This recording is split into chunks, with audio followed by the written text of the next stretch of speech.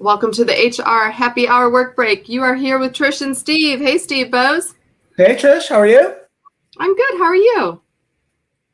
Pretty good. Hanging in there. Pretty good? Yeah. It's almost I've Friday. been busy. I know it's almost Friday. Yeah, these short weeks often become the busy weeks, right? Like, because Monday was sort of a holiday, kind of. I think it was a holiday, right? For the most part. Yeah, I took it as a holiday. I might have looked at email a little tiny bit, but no, Yeah. actually, it's funny. I've been on work calls and stuff all day, so this really is a work break. I love that we're doing them, and it's a little bit later because we try and do them at noon Eastern, and yeah, sometimes client meetings and so forth, like real life happens, right? So Right. Anyway, it's a true work break. But I wanted to ask you, I was thinking just yesterday I was watching TV, and on the news they were talking about companies that are trying this whole 4-day work week thing, which is what we're doing for the summer, right? We're trying for summer Fridays, somewhat successfully, somewhat not. But no, it was talking about companies that are actually starting to do even alternating schedules, like 4 days one week, 3 days the next, and I know in some factory roles or some call centers and things like that, they've done that in the past, or even hospitals, right? Yeah. But I don't know, like, have you heard anything about that, or just really innovative work weeks? Yeah, so the 4-day work week has been a concept for a long time, and it just has never really caught on in a substantial way pretty much anywhere.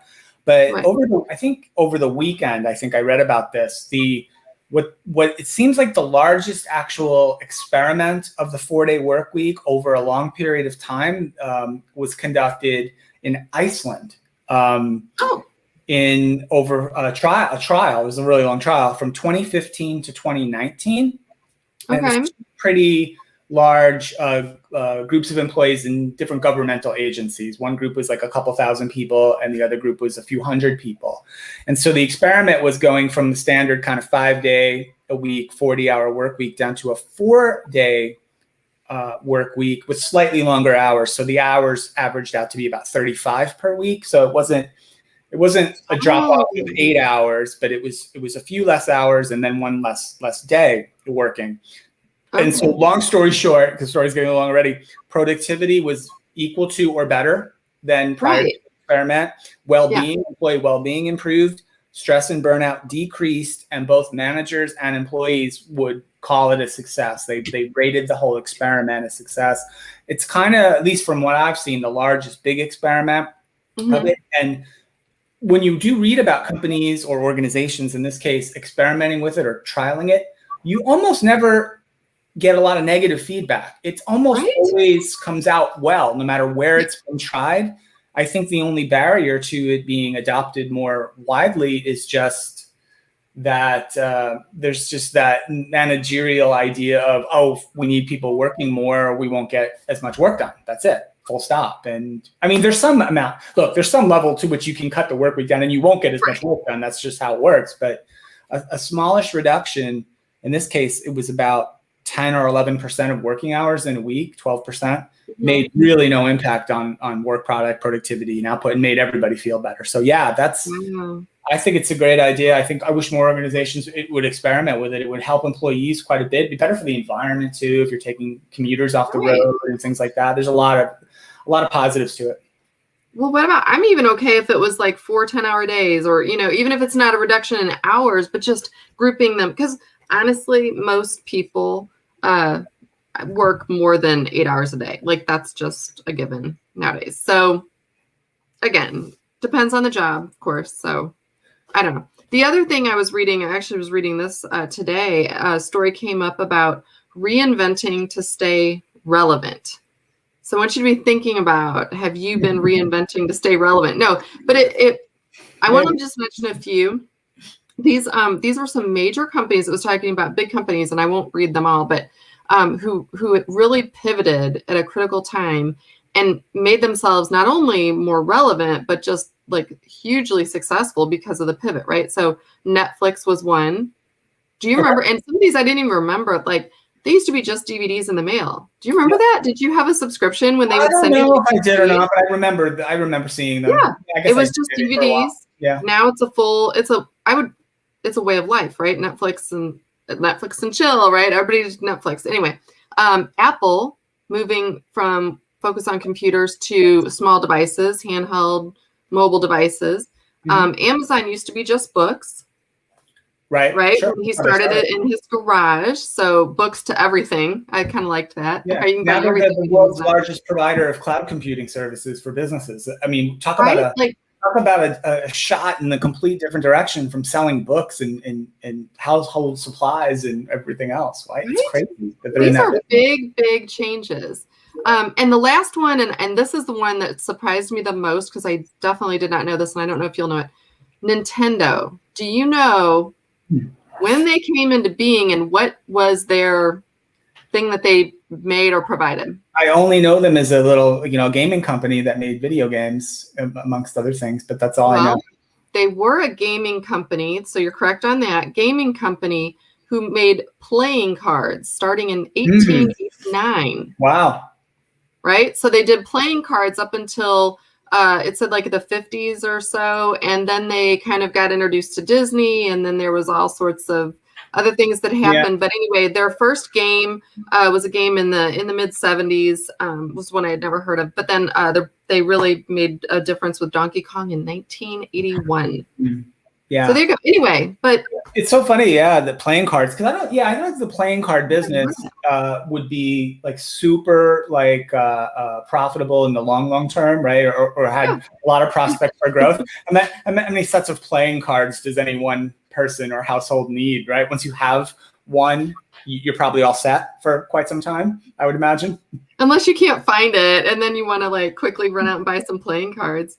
No, but I guess it makes you think what, most of us, I would venture to say, we don't drastically change what our career is, what we do.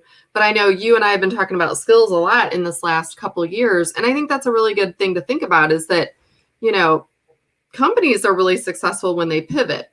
And yet we as people kind of hesitate sometimes on making a big pivot, but it might be what you really need to do. Can you even imagine any of those companies only doing what they had started out to do? Yeah, well, I mean, shout out to the legendary, then the late, sadly, RIP Clayton Christensen, right? This is a little bit of the innovator's dilemma, right? In disruption, right? And might be useful this summer. I gotta find a book or two to read over the summer. Maybe it's worthwhile picking up that Christensen book and rereading it. I don't even have it anymore. But I think you're right. There's no way. When you think about some of the things that you have to do long term to survive, and then you see those stats all the time about X number, the Fortune 500 are no longer there, right, every year and things like that. But a company like Amazon is probably the best example. But even here's another example as well. They're not completely changing their business model, but they're changing their go-to-market in a significant way, which is Nike. Nike's had a great year. The Nike stock's way through the roof, and I was reading an article about them, and they are moving so much more of their revenue chain to direct to consumer versus going through stores, basically going through retailers, right? And they're the mix is still not quite 50-50 yet, but it's approaching it. And if you look back maybe 15, 20 years ago, I would bet 90% of Nike's revenue was coming through, right? Going to the Foot Locker or the Chaps Sporting Goods and getting your Nikes there, right? Versus now they're pushing really hard to drastically increase the amount of their revenue mix that comes from direct to consumer because it's more efficient and more profitable. And crucially for Nike, now they know you as the customer. If you go down to the Foot Locker and buy some Nikes, Foot Locker probably knows who you are, maybe if they're tracking you, or at least they have some information about you from their point of sale stuff. But Nike doesn't know who you are, right? Now Nike knows who you are, what you've bought, your what you like. They can target advertising better for you. That seems like a small thing, but I think that's made a significant difference for them, according to what I read. Yeah, no, I agree. Here, we've got a book recommendation coming in from our friend, Dr. Matt Stalick. So there you go. You know what? That is a good one. Good to great. And he's got a follow-up comment. Sorry, I'm going to show that too. Which is an interesting point, right? They're no longer in business. But I think that's important because I think a lot of it's probably read good to great back in the day. You know what though? But I think some of the concepts are there, and that's maybe what we should rely upon. It's not that things or people change all that fast, right? But it's taking those concepts and applying them, which is why I was bringing it up in the first place. Just this idea of we may think we reinvent ourselves, but you know what? Going out, if I'm in HR and I go get a different HR job, am I reinventing myself? No, not really. I might be innovating a little, right? I might have picked a company that's more progressive or whatever, but you know, it's just incremental. It's not a big move. So yeah, I don't know. Just that's kind of a thinking exercise. I don't think that's anything you could answer on the fly. Like, okay, Steve, what are you gonna do to reinvent yourself, right? But yeah, I heard this. I don't know how widespread it was, but you know, it was one of those LinkedIn anecdotes where like folks were maybe folks who'd been laid off during the pandemic, or their companies had to furlough people or made them go out of business, and then after some time, they're back out interviewing, trying to get jobs again. And like, you've got some like awful stories out there of interviewers saying, so what did you do to improve yourself during the pandemic? You know, like, what did you learn? Try to stay alive. How did you go? Yeah, like I worked on survival and trying to source toilet paper for 6 weeks back in the spring of 2020.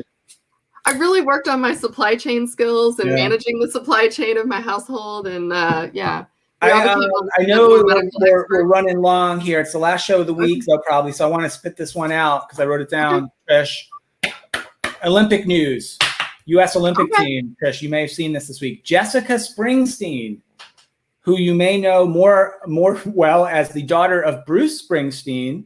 No, I haven't heard this. She has been named to the U.S. Olympic equestrian team. She's a show jumper. She's a very highly ranked show jumper. Really? Yeah, she was not born to run, Trish. She was born to ride. How about that? Oh. Good luck, Jet. She practiced riding on the back streets. Any other Springsteen song puns we can throw out there? That's only two I could think of. No, I think that's, oh my gosh. Well, you know what? Congratulations to her. That's actually exciting. I'll be rooting for her. You surprised me. I love this. If for nothing else. I hope somebody else gets something out of this too. But like for me, not only do I like get to share stories that you haven't heard, you share stuff with me I would have never known about. So that's exciting. There you go. Good. How about that? Well, listen, everyone, thank you as always for listening and watching. Please catch the HR Happy Hour podcast where you get your favorite podcasts. Check back with us on Monday. We will be back here. Steve will probably have done something super exciting this weekend, and we'll maybe. Okay. No, definitely. Every weekend. We're setting the bar, Steve. Go do something real. That's it. Here's the challenge. You like challenges. You always do it. If I say challenge. All right, here's your challenge, Steve Bose. I want you to go do something this weekend that you have either not done before or done in at least 10 years. Reinvent your weekend. All right. I'll make a note of whatever that is. I mean it. Reinvent your weekend. That's a tough one. Okay. All right. Thanks, everyone. We'll catch you back here next week.